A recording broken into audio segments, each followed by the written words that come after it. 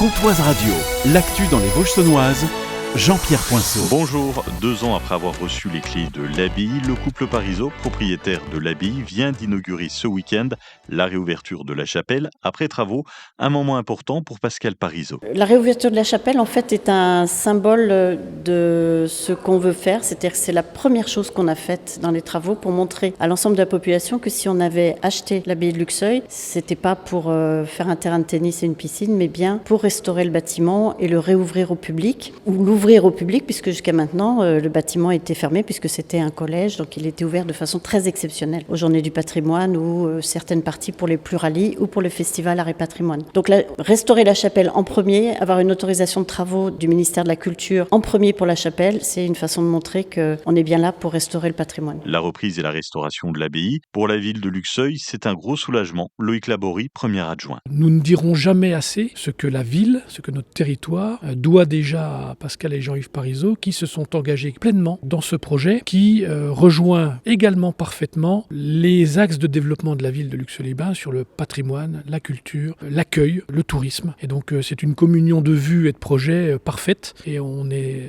très très très content d'avoir de tels porteurs de projets. La réouverture de la chapelle est la première étape.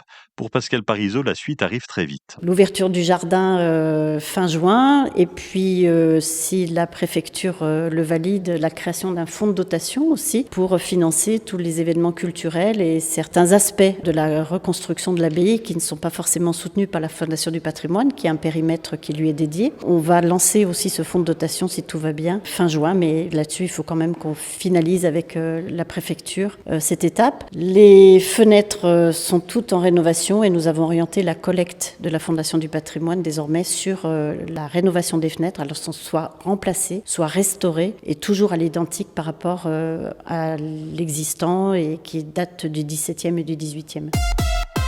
Samedi en fin de matinée, un homme de 84 ans a perdu la vie après une chute dans un étang privé à La Bruyère entre Luxeuil et Fauconnier. Selon les premiers éléments, il aurait glissé avant de tomber à l'eau. Son épouse, présente sur place, a donné l'alerte. Des témoins ont réussi à sortir l'homme de l'étang. La victime était en arrêt cardiaque. À l'arrivée des secours, le médecin du SMUR a constaté le décès. À Mailleroncourt-Charette, près de Sceaux, l'avenir du parc arboré de la CUD est en question. Après plusieurs années d'ouverture au public, les propriétaires annoncent leur départ à la retraite. Le site devrait fermer ses portes l'an prochain. Ce lieu unique, avec près de 600 espèces d'arbres venus du monde entier, est entretenu depuis des années par des bénévoles. Et aujourd'hui, l'équipe manque de renouvellement. La saison 2026 est maintenue avec des visites et des animations prévues, en particulier en juin. Reste une question, qui pour reprendre ce véritable écrin de verdure et éviter sa disparition? La saison culturelle de Culture 70 commence aujourd'hui avec le retour de la bulle à Éprel, c'est jusqu'à vendredi. Fabrice Creux, directeur de Culture 70. Ce gonflable itinérant qui vient s'installer à Esprel pendant une semaine, et nous aurons le plaisir d'accueillir la compagnie Le Grand Jeté, qui est une compagnie chorégraphique. On vient présenter un spectacle qui est tout à fait original, un duo de danseurs avec des ateliers spectacles, à l'intention notamment du jeune public, puisque toutes les classes du pays de Villers-Sexel auront l'occasion de vivre des moments absolument magiques sous la bulle avec cette compagnie. Et puis il y aura aussi des moments à destination du grand public en soirée, notamment avec la participation de certaines classes de ce territoire. Donc quelque chose d'extrêmement vivant, très actif. Enfin, voilà, on fait beaucoup de mouvements sous la bulle à cette occasion. Lola Charon-Pierre est la nouvelle Miss Haute-Saône. La jeune femme de 19 ans a été élue ce week-end à Champagnole. Elle est étudiante en hôtellerie-restauration à Vesoul. Elle s'est lancée seule dans l'aventure avec l'envie de défendre des valeurs d'authenticité et de naturel. Prochaine étape, l'élection de Miss Franche-Comté prévue en septembre à Port-sur-Saône.